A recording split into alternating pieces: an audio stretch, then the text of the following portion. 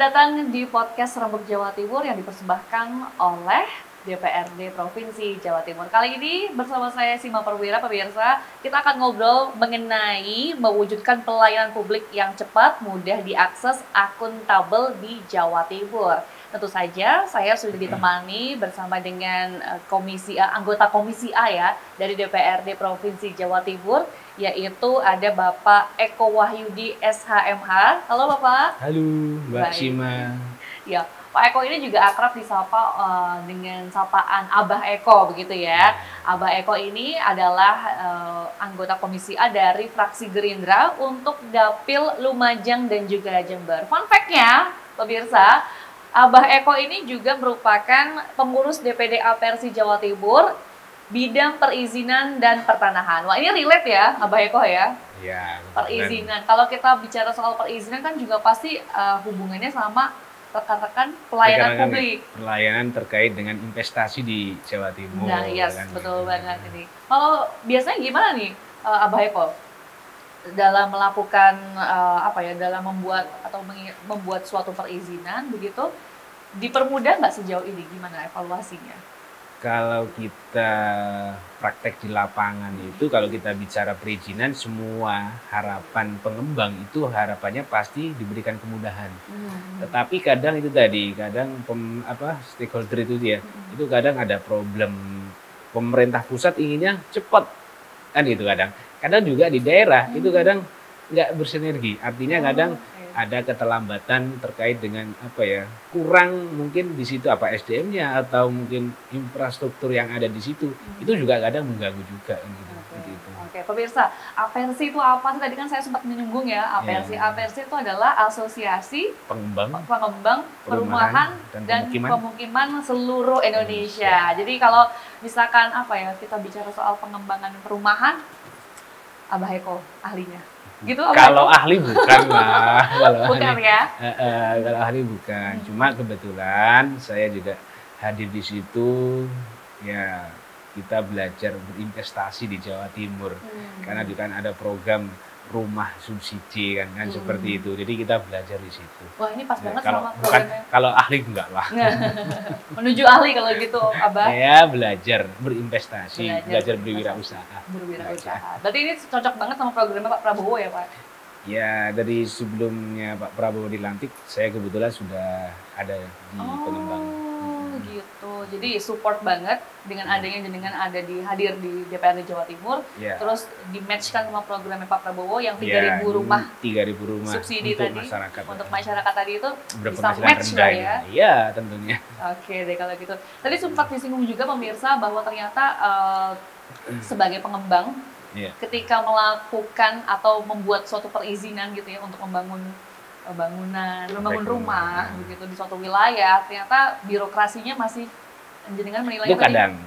Jadi kadang kan beberapa daerah juga kadang nggak sama tuh. Jadi antara Lumajang, Pasuruan itu kadang nggak sama. Jadi juga kadang ada kabupaten yang sesuatu yang sangat dipermudah banget. Itu contoh seperti di Bondowoso pada saat itu perubahan dari IMP ke SIMBG. Itu kan memang banyak persoalan di antara kabupaten-kabupaten yang ada di Jawa Timur. Itu kadang ada kabupaten yang di situ kadang itu memberikan kemudahan banget.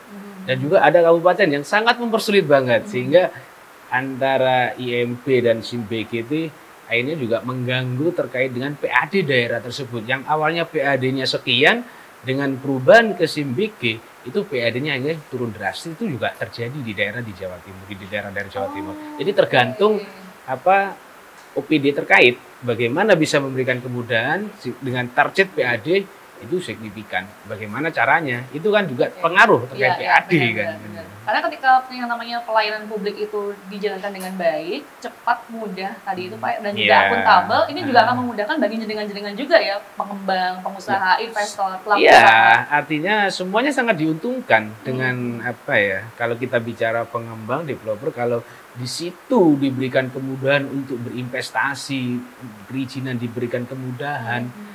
Kita juga menghadirkan memproduksi unit rumah untuk rumah-rumah masyarakat berpenghasilan rendah. Nah, disinilah kita kan hadir. Bagaimana masyarakat itu juga bisa menikmati apa yang menjadi program-programnya pemerintah. Betul. Ya harus cepat ya kan. Kalau enggak daerah tersebut nggak akan bisa ngambil kuota rumah subsidi untuk masyarakat sekitar kan seperti itu. Nah ini kita harus hadir kan, kita sebagai penyaji artinya untuk memproduksi rumah subsidi, misalkan di Lumajang saya, nah saya harus cepat kan, saya harus cepat bagaimana masyarakat Lumajang bisa menikmati rumah subsidi yang ada saat ini kan seperti itu. Jangan sampai kita dengan akses perizinan yang sangat susah, terus akhirnya kita nggak bisa, kasihan masyarakat kan nggak bisa menikmati itu kan. Betul. Pak, sebagai anggota Dewan ini ya, dari skala 1 sampai 10 kira-kira pelayanan publik yang ada di Lumajang dan juga Jember, dapilnya jenengan itu berapa nilainya? Kalau sampai saat ini baik. Nilainya kalau saya bisa berikan nilai ya nilainya ya sekitar 9 semua lah. 9 semua ya. Oke. 9 semua ini karena apa nih, Abah Eko? Ya karena memang kalau saat ini kebetulan kepala daerah dari 2 kabupaten ini adalah dari kader-kader Partai Gerindra, tentunya mereka berkomitmen untuk mengawal apa yang menjadi program-programnya Bapak Prabowo sebagai presiden kita kan. Jadi mereka saya yakin berkomitmen dengan tegas bahwasanya mereka harus bisa memberikan pelayanan kepada masyarakat. Dari sisi apapun mereka harus hadir untuk masyarakat. Baik, harus hadir untuk masyarakat. Iya, artinya seperti itu. Pasti punya komitmen untuk memberikan pelayanan yang terbaik untuk masyarakat. Apalagi kemarin juga sudah ada retreat ya Pak ya. Harusnya eksekutif sama legislatif ini bisa match lagi nih kolaborasinya. Saya rasa kalau itu kita bicara kepentingan masyarakat, kita bicara kepentingan umum, ya kita harus nyambung dong antara eksekutif dan legislatif, ya harus nyambung. Ini harus sinkron. Betul. Ini match banget pemirsa karena memang Abah Eko ini selain sebagai anggota legislatif juga merupakan pengguna dari layanan publik pemerintah. Begitu ya. Tapi kita pengen menilai, pengen tahu sebenarnya penilaian dari Abah Eko. Tadi dikasih nilai 9 dari skala 1 sampai 10 terkait dengan pelayanan publik yang ada di Lumajang dan juga Jember. Nah, kemudian di pusat itu kan sudah ada yang namanya OSS. Itu juga pasti sudah diterapkan di masing-masing Pemda, pemerintah daerah, kabupaten dan juga kota ya Pak ya. Lumajang Jember sendiri gimana nih OSS penerapannya? Penerapannya baik, bagus di Lumajang. Jadi layanan OSS itu memang sudah baik, berjalanan baik. Kadang itu tadi, jadi yang terkait dengan online, yang pelayanan perizinan yang bersifat online dari kementerian yang by system itu kan kadang itu tadi. Ya, saya sepakat ya kalau memang di setiap titik-titik layanan perizinan itu ada nomor yang saat ini kan ada ya di Lumajang itu Wadul Bunda ya. Di Lumajang itu Sambat Bunda. Oh, Sambat Bunda itu. Ya, saya berharap itu bukan hanya sebatas sebuah slogan ya ataupun jargon yang dibuat oleh seorang kepala daerah, tapi memang betul-betul harapan saya nanti Wadul Bunda itu bukan hanya sebatas bersifat umum, tadi ya bersifat investasi. Bagaimana investasi orang bisa berinvestasi di Kabupaten Lumajang ataupun Jember itu diberikan kemudahan tadi. Yang terjadi saat ini itu memang kadang itu tadi alasannya kadang antri. Alasannya terlalu masih banyak. Ada aja SDM yang saat ini terjadi seperti itu. Jadi ini kepala daerah harus tegas. Tapi alhamdulillah sudah baik, semuanya sudah baik. Atau mungkin jangan-jangan gara-gara jenengan jabat jadi DPRD jadi diperbaiki begitu. Enggak, semuanya itu karena memang memang juga jukisnya seperti itu. Jadi layanan harus memang cepat dan tepat. Kan memang dari pemerintah pusat kan seperti itu. Pak Prabowo jangan sampai kita menghambat investasi yang ada di sekitar kita, kan seperti itu. Jadi aman ya. Tapi ada perubahan nggak sih sebenarnya sebelum dan sesudah adanya Sambat Bunda dan juga Wadul Buse? Jadi pemirsa, kalau terkait dengan pelayanan publik ini ya, di Lumajang sendiri ini sudah ada program pelayanan publik bisa dibilang 24 jam. Kalau di Lumajang itu namanya Sambat Bunda, kalau di Jember itu namanya Wadul Buse. Jadi kalau di Lumajang itu Sambat Bunda tadi ya, melalui pendekatan AI atau menggunakan AI sebagai salah satu jembatannya gitu ya. Tapi kalau di Jember, Wadul Buse itu menggunakan manusia atau SDM, sumber daya manusia sepenuhnya. 24/7, jadi semua keluhan masyarakat bisa ditampung, tapi mungkin ada kendalanya di masing-masing. Karena dua pendekatan berbeda ini harapannya sebenarnya bagus, Namun seperti apa implikasinya atau aplikasinya kita akan mengetahui lebih lanjut kali ya pemirsa ya di pembahasan berikutnya. Tetap bersama kami.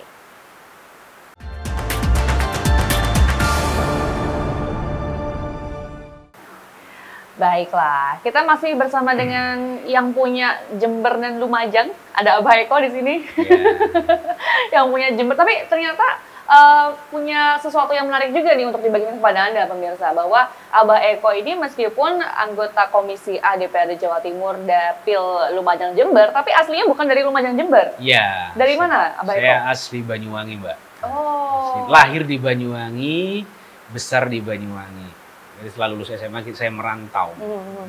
Sedikit dong Pak, boleh perjalanan karir politiknya tuh kayak gimana Pak? Masuk Gerindra, kemudian akhirnya udah jadi DPRD Jawa Panjang Timur. sih. Jadi saya pada saat itu saya ada di Lumajang dan nggak pernah sih punya cita-cita ingin jadi anggota Dewan, itu nggak pernah. Jadi ya kebetulan waktu itu saya komandan Banser di Kecamatan Sukodono saya waktu itu. Jadi saya aktif di organisasi NU di kepemudaan, pemuda Ansor. Jadi yang pertama saat itu saya gabung di Partai Kebangkitan Nasional Ulama. Jadi saya sebagai anggota Banser, saya diminta untuk jadi ketua DPC PKNU Kabupaten Lumajang saat itu, dan saya nyalon pertama kali anggota dewan. Di situ alhamdulillah dengan dukungan para kiai-kiai, doanya para kiai-kiai, doanya masyarakat Lumajang, dan teman-teman juga saya terpilih yang pertama kali 2009 saya di PKNU DPRD Lumajang. Kabupaten Lumajang. Oke. Kemudian akhirnya meloncat ke DPRD Jatim. Ya, DPRD 2009 saya di kabupaten dari Partai Kebangkitan Nasional Ulama. 2014 saya ngikut Sendiko Daun derek ketua umum Partai Kebangkitan Nasional Ulama, karena bagaimanapun saya harus manut sama ketua pada saat itu. Jadi gabung ke Partai Gerindra. Jadi 2014 saya ikut Partai Gerindra dan mencalonkan di DPRD Kabupaten. Alhamdulillah juga terpilih lagi saya. Waduh, berarti karir politiknya sudah tidak dipertanyakan lagi nih ya, udah lama banget berarti. Kebetulan aja di Kabupaten Lumajang saya 3 periode. Yang saat ini 2024 sampai 2029 ya? 2024 ini ya. Ini saya di Jawa Timur. Periode DPRD Jawa Timur untuk periode 2024-2029 yang pertama. Ini akhirnya ke Jawa Timur. Artinya sebenarnya Abah Eko ini sudah mengenal masyarakat Lumajang, apalagi Jember itu juga dengan baik ya? Kalau Lumajang, alhamdulillah saya ya memang harus baik dengan masyarakat, dengan rakyat Lumajang ya harus baik. Bagaimanapun saya harus baik dan harus dekat dengan mereka. Jadi kita harus ada slogan kan. Jadi tim saya kan ada slogan Abah Eko dekat di hati. Jadi itu yang saya jadikan ukuran saya. Jadi tidak hanya sebatas slogan dekat di hati, tapi memang saya harus hadir untuk masyarakat dan memang saya harus dekat dengan masyarakat. Jadi tidak hanya sebatas slogan dekat di hati, tapi saya harus memang betul-betul dekat dengan masyarakat. Nah, kalau itu yang jadi prinsip saya. Baik, kalau gitu Abah Eko pasti sering banget mendengar sambatan-sambatan warganya nih dari Lumajang, dari Jember terkait dengan yang namanya pelayanan publik. Kalau saat ini yang paling banyak ya Lumajang, karena memang saat ini saya bukan berarti saya tidak ke Jember. Ke Jember tidak. Jadi paling banyak waktu saya di Lumajang ya. Jadi ya kalau bicara aduan ya banyak sih. Jadi artinya kita selalu menampung apa yang menjadi persoalan-persoalan yang ada di masyarakat di Kabupaten Lumajang, kita tetap peduli. Jadi seperti itu. Apa sih sebenarnya yang diinginkan dan juga diresahkan sama masyarakat Lumajang Jember? Kalau kita bicara Lumajang, masyarakat tentunya hampir sama lah. Di Jawa Timur ini masyarakatnya tentunya kalau kita bicara masyarakat ingin dilayani dengan baik oleh pemerintah yang ada saat ini, kan seperti itu. Jadi harapan mereka minimal berikanlah layanan yang terbaik, dan seperti itu. Yang terbaik itu berarti indikatornya harus seperti apa nih, Abah? Iya, yang artinya bisa diterima oleh masyarakat, seperti itu. Jadi kalau kita bicara yang terbaik, kalau kita bicara layanan publik ya, minimal kita harus menyajikan produk-produk yang dimana masyarakat tidak berduyun-duyun. Mungkin ya kalau kita bicara di Spenduk Capil ataupun perizinan, disitulah pemerintah harus betul-betul memberikan kemudahan di situ. Baik, kalau kita melihat daerah di Lumajang, Jember, Lumajang itu kan dekat dengan Semeru. Iya. Otomatis warga-warganya juga masih ada yang berada di pedesaan, di wilayah pegunungan, begitu perbukitan, begitu ya, Abah Iya. ya. Jadi pasti akan menyulitkan jika ingin mengakses yang namanya mall pelayanan publik. Karena kalau bicara soal mall pelayanan publik, pemirsa, ini Lumajang dan juga Jember sudah ada. Iya, Apalagi betul. tadi sudah disebutkan di segmen sebelumnya gitu ya pemirsa, ada yang namanya Sambat Bunda untuk Lumajang dan Wadul Huse untuk Jember. Itu merupakan layanan 24 jam dengan pendekatan yang berbeda. Gitu. Artinya memang sudah diupayakan agar yang namanya pelayanan publik itu bisa mudah, bisa cepat begitu aksesnya, tapi karena wilayah topografi di Lumajang tadi dan juga Jember itu mungkin perbukitan, pegunungan, ada nggak sih sebenarnya Abah kendala yang dialami oleh warganya jenengan, terutama warga-warga pegunungan? Karena kan kalau bicara soal gimana ya Abah ya, kadang kita tuh pengen banget gitu ya sebagai warga gitu ya tinggal di pegunungan pengen ada atau berkontribusi pakai layanannya mall pelayanan publik, harus ke kota, butuh waktu lama. Belum nanti kalau ada yang ketinggalan, ya kan Abah. Belum nanti kalau misalkan sampai sana mallnya tutup. Terus udah gitu ribet berbelit-belit antrinya. Nah itu Abah, gimana Abah? Jadi kalau kita bicara Lumajang, jadi sampai saat ini walaupun mall pelayanan publik yang di Lumajang itu masih baru berdiri ya, beberapa tahun kemarin ya, terakhir ya.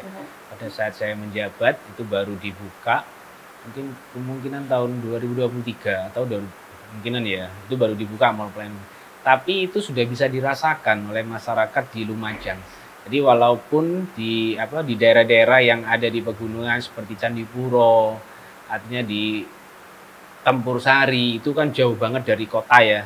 Tetapi di situ masyarakat sudah merasa ada kemudahan.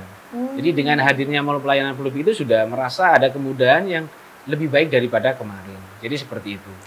Tapi kalau kita bicara digitalisasi, memang mungkin itu masih banyak problem karena mungkin infrastruktur yang ada saat ini masih belum belum mengena ya, belum bisa diterima karena itu tadi ada di pelosok-pelosok yang ada di Lumajang. Mungkin jadi infrastruktur yang ada saat ini belum sempurna lah kalau kita bicara seperti itu. Tetapi semuanya kembali kepada pemerintah. Bagaimana pemerintah di sini harus bisa menganggarkan ya, harus aktif dan berproses bagaimana infrastruktur yang ada di sekitar yang saat ini belum terjangkau oleh internet, itu bagaimana caranya ini terjangkau dan mudah masyarakat bisa menikmati. Itu PR buat kita semuanya untuk masyarakat yang ada di pelosok-pelosok tersebut.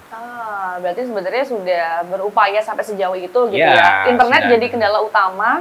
Nah, bukan berarti internet tidak, tapi belum lancar belum kan seperti lancar. itu. Tapi sudah masuk ya? Ada. Sudah masuk ke sana. Masuk. Respon dari masyarakat yang ada di desa mana Tempur Sari itu tadi Pak? Di daerah Tempur Sari itu kan pelosok-pelosok ya. Saya pernah ke Lumajang loh, Iya. Pak. Liputan waktu itu Gunung Semeru sedang erupsi di mana Kobok Besuki. Curah Kobokan. Curah Kobokan. Curah Kobokan. Jadi itu saya prihatin sekali Bapak, rumahnya sampai ketutupan. Tenggelam ya. Betul. Saya baru pertama kali itu melihat bahwa speechless sih Pak. Nah itu dengan adanya topografi di daerah Lumajang. Ini kita bicara Lumajang dulu ya pemirsa ya.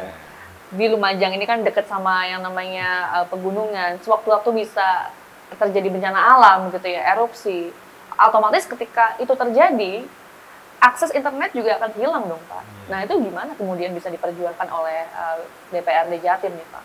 Tentunya saya sebagai wakil dari masyarakat Lumajang dan Jember, disitulah saya harus hadir.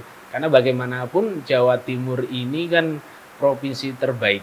Artinya yang memang harus lebih baik daripada provinsi-provinsi yang lain. Betul. Kan seperti itu. Artinya kita harus hadir di sini untuk bagaimana pemerintah yang ada di Lumajang nanti itu bisa memenuhi, ya disitulah bagaimana kita harus bisa menganggarkan, menambahi anggaran yang ada, kan seperti itu. Betul.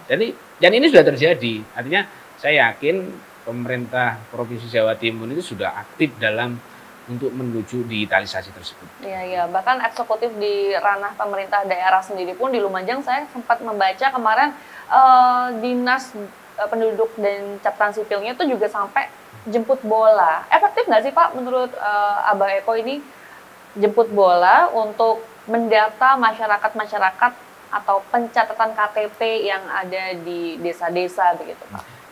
Kalau kita bicara layanan publik ya, karena bagaimanapun kita harus memberikan itu tadi ya, yang terbaik untuk masyarakat.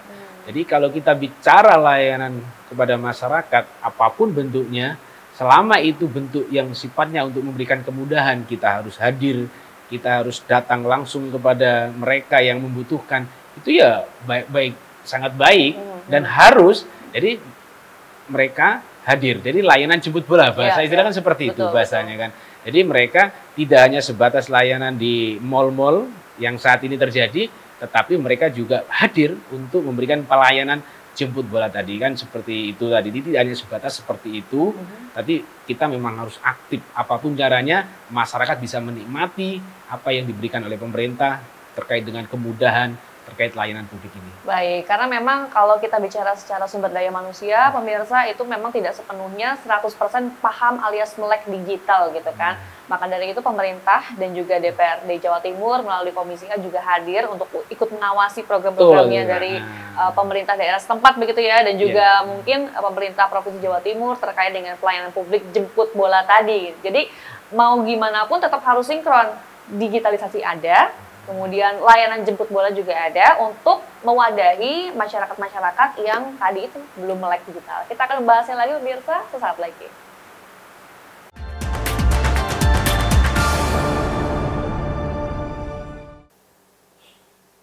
Banyak sekali kemudahan-kemudahan serta inovasi-inovasi yang telah dilakukan oleh pemerintah daerah, terutama tentunya juga disupport oleh pemerintah Provinsi Jawa Timur ya, terkait dengan pelayanan publik yang mudah, cepat, dan juga akuntabel nih. Supaya apa? Supaya tadi kalau katanya Abah Eko, PAD itu nanti bisa naik kalau misalkan pelayanan publiknya juga oke gitu. Masyarakat sejahtera, happy, seneng, investor juga ikutan seneng gitu kalau misalkan mau berinvestasi ke suatu wilayah ataupun daerah begitu. Tapi kita kalau misalkan bicara soal yang namanya pelayanan publik nih Abah ya, itu kan pasti ada yang merasa kurang, ada yang sambat tadi, tapi ada yang merasa sudah cukup, ada juga yang merasa sangat puas. Nah, melihat kepuasan masyarakat terkait dengan pelayanan publik yang ada di dapilnya jenengan, itu biasanya indikatornya apa sih, Bah? Jadi itu tadi, kalau kita bicara indikator, diantaranya itu tadi, kadang SDM yang kurang mumpuni ya, jadi itu diantaranya itu. Juga kadang infrastrukturnya juga kadang kurang memenuhi, kan di situlah. Kadang-kadang seperti itu. Tapi kan wajar, namanya masyarakat itu ingin dilayani dengan sempurna, itu kan wajar. Tetapi kita kembali lagi ya, kita selaku saya sebagai anggota dewan ataupun kepala daerah yang ada ataupun dinas-dinas terkaitnya di situ ya, mereka sudah bekerja dengan semaksimal mungkin untuk memberikan pelayanan tadi. Tetapi itu tadi, tidak ada, kalau kita bicara kesempurnaan itu tidak ada yang sempurna kan memang. Kalau ya semuanya tahu lah, kalau kita bicara kesempurnaan itu hanya milik Tuhan kan, kan seperti itu kan. Jadi masyarakat kalau bicara indeks kepuasan, ya kita yang penting kita bisa menghadirkan yang terbaik untuk masyarakat, itu aja. Tapi masyarakat ikut dilibatkan juga nggak artinya dalam mungkin pembentukan inovasi pelayanan publik ke depannya ataupun kebijakan-kebijakan yang selama ini memayungi secara hukum begitu adanya program-program ataupun inovasi yang ada di mall pelayanan publik dapil yang jenengan, Lumajang dan juga Jember nih, Abang. Jadi tentunya kalau kita bicara standar pelayanan ya kita sudah memberikan sosialisasi kepada masyarakat ya. Ini masyarakat supaya hadir untuk terkait dengan proses-proses apa yang dibutuhkan oleh masyarakat, silakan datang langsung ke mall pelayanan ataupun terkait nanti kita punya program, kadang pemerintah itu punya program, kita hadir di tengah masyarakat, kita jemput bola bahasanya tadi kan seperti itu. Tetapi itu tadi, jadi kita hadir bagaimana mall pelayanan publik ini memang betul-betul bisa dirasakan kan. Tapi kadang itu tuh ada persoalan kan, permasalahan itu pasti ada aja kan gitu. Seberapa senang sih sebenarnya masyarakat Lumajang sama Jember ini dengan adanya apa namanya pelayanan publik yang terintegrasi satu atap gitu, Abah? Pastinya masyarakat di Lumajang maupun Jember senang banget pastinya ya dengan layanan satu pintu itu pasti senang banget karena tidak diribetkan ya. Masyarakat tidak diribetkan dengan dengan banyak pintu. Kalau sudah satu pintu layanan satu pintu, masyarakat kan sudah nggak ribet. Jadi disitulah dengan layanan satu pintu itu memang sangat dinikmati kan seperti itu. Apalagi ya Abah dan juga pemirsa gini ya, yang namanya pelayanan satu pintu alias satu atap ini nantinya harapannya tuh akan meminimalisir adanya kecurangan-kecurangan dan pungutan liar, Abah. Nah, itu juga sering banget ya, Abah ya didengar ya. Abah kan selaku pelaku bisnis, nah itu juga selaku penikmat mall pelayanan publik juga pasti saya juga sebagai warga negara. Wajar toh. Saya menikmati apa yang yang harus saya lakukan di situ, bagaimana saya harus menikmati juga kan gitu loh. Jadi wajar ya saya kan hadir dan juga saya sebagai warga negara, saya juga sebagai pengusaha juga saya juga menikmati apa yang menjadi layanan pemerintah. Kalau ini dirasa kurang, saya harus bersikap seperti ini kan wajar kan gitu. Tapi sejauh ini Abang sudah pernah koordinasi belum sama pemerintah daerah terkait, kayak dinas-dinas terkait gitu misalkan, ini kayaknya kurang deh pelayanannya, yang ini kayaknya perlu dibenahi deh kayak gitu. Sampai saat ini saya belum berkoordinasi, tetapi paling tidak saya mengetahui, memahami apa yang menjadi keluhan masyarakat dan apa yang menjadi kekurangan pemerintah daerah di situ. Disitulah nanti mungkin saya juga harus menyampaikan apa yang menjadi keluhan-keluhan tersebut. Nanti kita juga akan secepatnya untuk menyampaikan apa yang menjadi keluhan tersebut. Ini sedikit saya bicara soal anggaran, boleh nggak Pak? Iya, nggak apa-apa. Terkait dengan anggaran ini kan biasanya masing-masing kabupaten kota itu kan berbeda ya. Pastinya berbeda. Jadi kekuatan APBD kita kan pasti berbeda dan di situ kan pasti kita mengutamakan mana yang harus diutamakan kan seperti itu.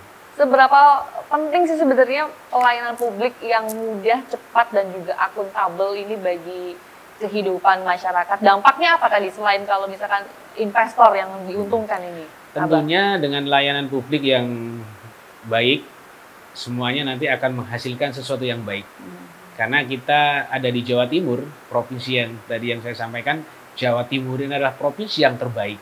Nah, kabupaten yang ada di Jawa Timur tentunya juga harus ikut dan bersinergi bagaimana layanan publik itu bisa terwujud. Pernah ada studi kasus nggak sih, Bah, terkait dengan misalkan Abah ini kan pengembang nih, sampai sekarang masih pengembang, Bah? Alhamdulillah masih. Alhamdulillah masih. Sampai sekarang kan masih menjadi pengembang begitu ya, pemirsa dan juga Abah. Terkait dengan pelayanan publik tadi, ada nggak sih sebenarnya studi kasus atau best practice yang dirasakan sendiri sama Abah atau mungkin anak buahnya Abah gitu ya, terkait dengan apa tadi perizinan lah atau jangan perizinan lah, terkait dengan investasi. Karena kan kalau bicara soal mall pelayanan publik itu artinya investasi, terus juga perizinan, terus apa lagi ya, di KTP, pengurusan KTP, SIM, semuanya kan ada di satu tempat begitu ya. Ada nggak sih keluhan-keluhan dari Abah selaku anggota DPRD dan juga sekaligus pengusaha ini dalam menggunakan mall pelayanan publik tadi? Sampai hari ini keluhan terkait dengan layanan publik, terkait dengan investor ya, terkait dengan apa, itu saya tidak ada.